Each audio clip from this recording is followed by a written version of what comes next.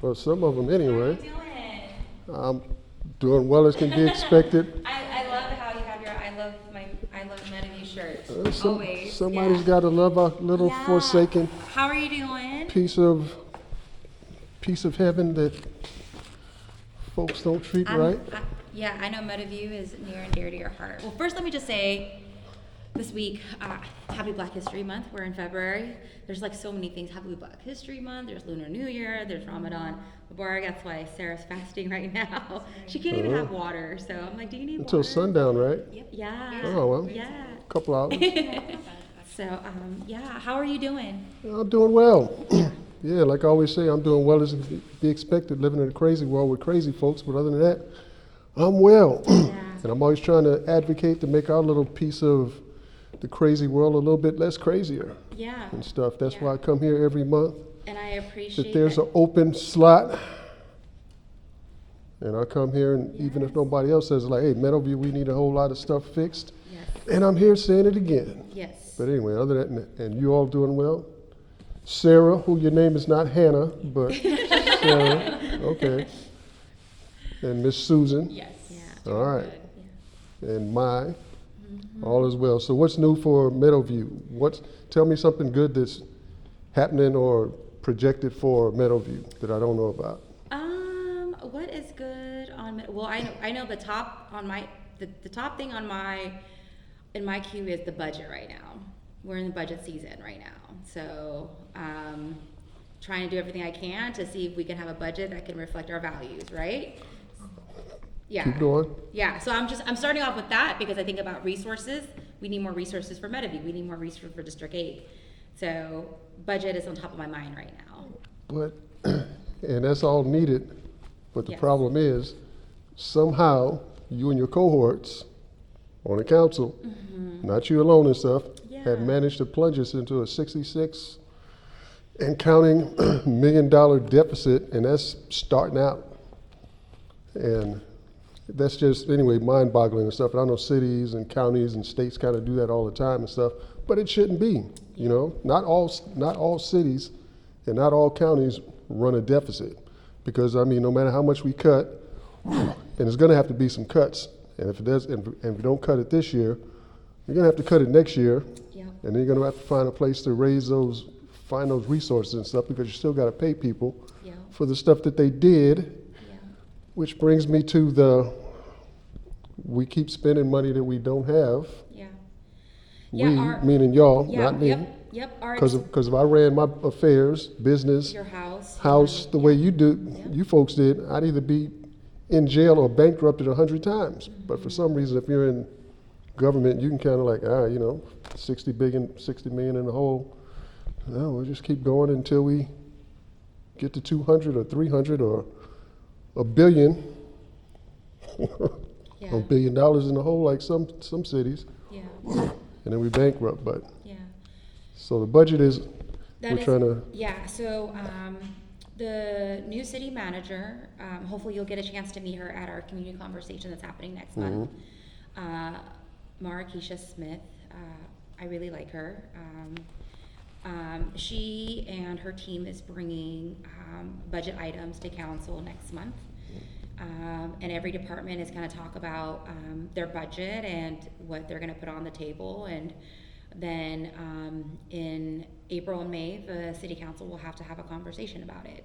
What are the cuts that we're going to make? And it's going to be based on priorities. And So- they're kind of asking around the city, Yeah. the city to come up with a way to slash like 15% or something like Yeah, that from their budgets. Yeah, so the ask is to ask every department to cut 15%. And while that sounds, like makes like 15% across all departments, it's just that I worry for parks because, like the Pinnell Community Center, because the thing is the YPC's department, youth, community enrichment and parks, their budget is much smaller than police, right? And so when you cut 15% of parks and their budget is smaller, they're gonna fill it. You think they're going to be cutting 15% from the police and the fire department? You think that's going to happen? I don't know. I mean, Really? we got to count the votes. We got to look around my colleagues to see Uh-huh. if Okay. So we'll see, right? I mean, if that's the task, then mayor and council better be willing to do it, right? Yeah. Which one of y'all is gonna recommend cutting 15% from fire or police? Well, you already know my position. Uh-huh. Yeah, and so I think that's a conversation that has to be had on the council. We did a workshop at the end of last year, and the three priority that mayor and council had agreement on was one, public safety, right? And they see public safety can be defined very differently among all my colleagues, right? Some people think public safety is giving the police That's everything right. they want, as Yeah. much money infinitum, Yeah, and every solution looks like it's attached to the police, which Yeah. is not how it should be, but. MKU and I are in alignment on this, right? Like what I was just telling our office hours before Ms. Kim Stevens, Angelica and them, they asked about the budget too. My position is like, look, we can give the whole entire budget to PD and community will still not feel safe, right? Like safety means like making sure our families have access to opportunities, that our roads, our trails, our parks, that, making sure that we create the social conditions for public safety, right? Did you say roads? Yeah, roads, I did say Did roads. you say roads? Yeah, it's roads, all of that, right? So, okay, But- all right, you ever Yes. drive a bike or ride down Yeah. Meadowview Road? Well, my husband takes bike. He drives it. He On rides his Meadowview bike. Road? Yeah. Well, There's a lot of improvement that's needed. all right, I'm yeah. pretty sure you've seen a whole bunch of videos that I've taken of our wonderful streets in Meadowview, and they've been like that for generations, longer than you've been alive. Yeah, deferred maintenance. Longer than you've been We alive. have a long list of deferred maintenance that we need to address. Absolutely. Yeah. So that is the conversation that's going to happen. I think the next 2-3 months, MK. That is where the conversation. That is where the conversation is happening on the dais. And so I always say to community, like, this is where it's really important that people speak up, send email, and let them know what your priorities are as a resident, right? And I will vocalize that. The other piece is actually today I talked to the city. I'm glad you mentioned that, because if we keep going on in the same vein that we're going, right? I mean, Yeah. because the solution seems to be, well, we just take this $1 million deficit and we just push it down to the next year, and then it's 200 million. I mean, because that seems to be the approach, rather than taking those hard steps, Like making those where hard we've got to decisions. make those hard decisions and make those cuts Yeah. to stop that.